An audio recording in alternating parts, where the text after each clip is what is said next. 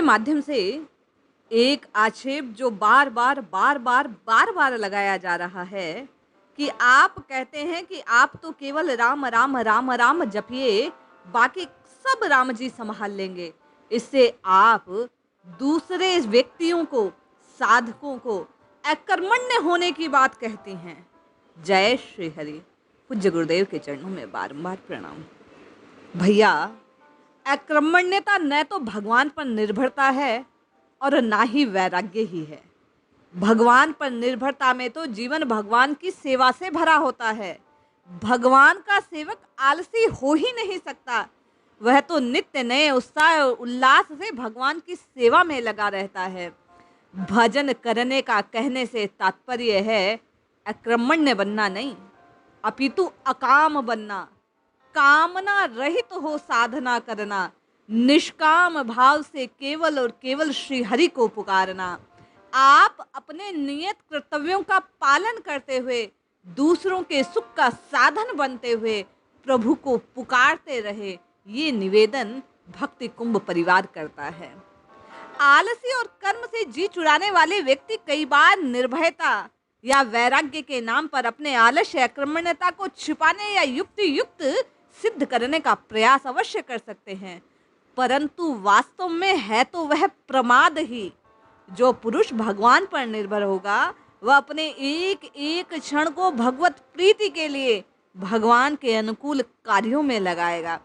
उसे कभी भगवत सेवा से अवकाश हो ही नहीं सकता। वह अपने मन को, बुद्धि को, इंद्रियों को निरंतर निरंतर निरंतर भगवान की सेवा से युक्त कर देगा। और भगवान की सेवा कहने से तात्पर्य है भगवत जनों की सेवा में स्वयं को तत्पर कर देना, भगवत निमित्त कार्यों को करते रहना, अपने भगवान को हर एक में देखकर हर एक के कष्ट को दूर करने के प्रयासों में स्वयं को लगा देना।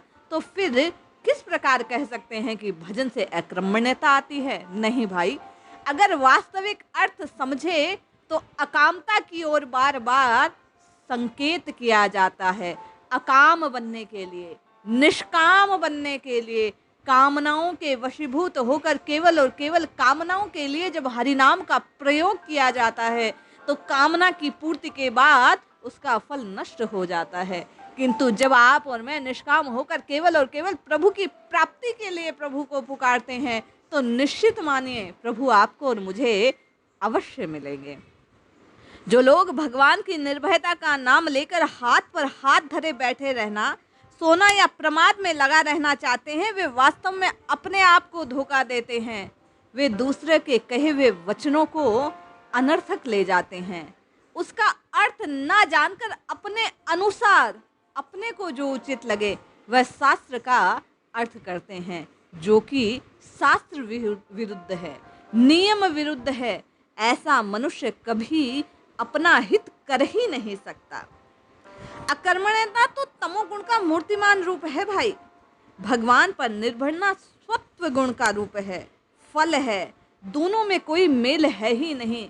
जहाँ सत्व गुण होता है वहाँ जीव में एक्टिवनेस रहती है, स्फूर्ति रहती है। वो कोई ना कोई ऐसा कार्य करने के लिए स्वयं को रत करे रहता है जिससे उसके प्रभु को आनंद मिले, जिसे उसका आत्माराम खुश हो।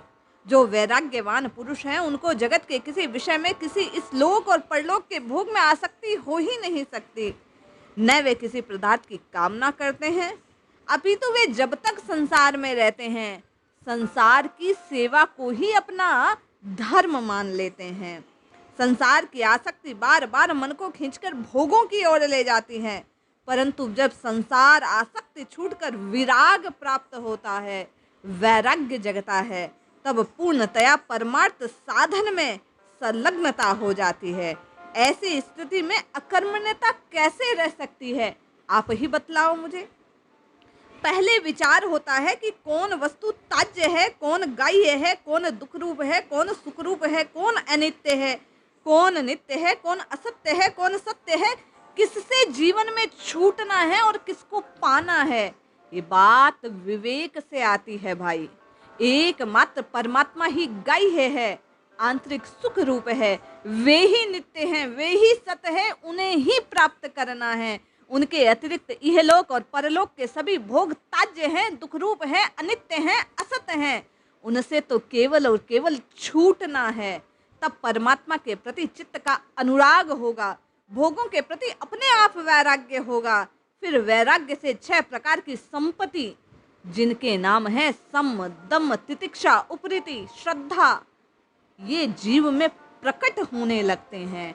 श्रद्धा बनने से शास्त्र और संत के वाक्यों के प्रति विश्वास होने लगता है और इसी से समाधान की उत्पत्ति होती है।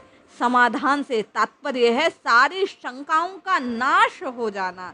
जब ये 6 संपत्तियां मिलती हैं तब मोक्ष की प्राप्ति, परमात्मा के प्रति लालसा जागती है। ऐसी अवस्था में साधक सब कुछ भूलकर प्राणपन से परमात्म साधन में लग जाता है। तो अकर्मण्यता रह ही कैसे सकती है? यह आपका आक्षेप बिल्कुल निराधार है। वैराग्य जब उत्पन्न होता है, भाव जब बनता है, भक्ति जब आती है, तो जीव अधिक कर्मशील बन जाता है। वह चाहता है जल्दी से जल्दी मैं इस पथ को पार कर अपने परमार्थ को पा जाऊं, अपने प्रभु को पा जाऊं। तो वह कभी प्रमाद में रत रह ही नहीं सकता।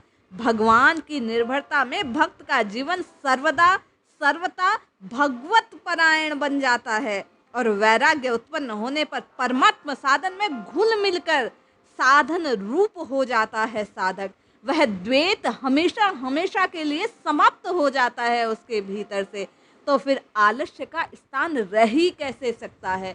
जब सब कुछ वह ही है, साधन भी वह, साध्य भी वह, साधना भी वह, पाना भी स्वयं को है, तो आलस्य का तो नामो निशान नहीं रहेगा भाई। ऐसे साधकों के द्वारा होने वाले कर्म अवश्य विषयी पुरुषों से भिन्न होते हैं, परंतु वे कर्म बंधन से मुक्ति देने वाले होते हैं। इसलिए इन कर्मों के नाम कर्म न होकर निष्काम सेवा कहे गए हैं। ये ज्ञान और भक्ति का विषय है। आक्षेप करने से पूर्व कम से कम ये जान ले कि वास्तव में कहा क्या गया। अकर्मण्यता का पोषण कभी कोई भक्ति पथ का पथिक कर नहीं सकता। केवल और केवल अकाम होने की बात कही जाती है। कामनाओं से पूर्णतया निष्काम बनते, निर्लिप्त रहकर केवल और केवल प्रभु के पाने के भाव से प्रभु को पुकार कर नियत कर्तव्यों का, बार बार कहा जा रहा है कि नियत कर्तव्यों का पालन करते रहें। यदि आप गृहस्थ में हैं तो गृहस्थ के कर्मों का पालन कीजिए, यदि संन्यास धर्म का वहन कर रहे हैं तो संन्यास के कर्मों को कीजिए, लेकिन आलस्य को कभी भी ओढ़ने का प्रयास, किसी संत की वाणी को गलत लेकर, मिथ्या लेकर ना लें। जय श्री हरि।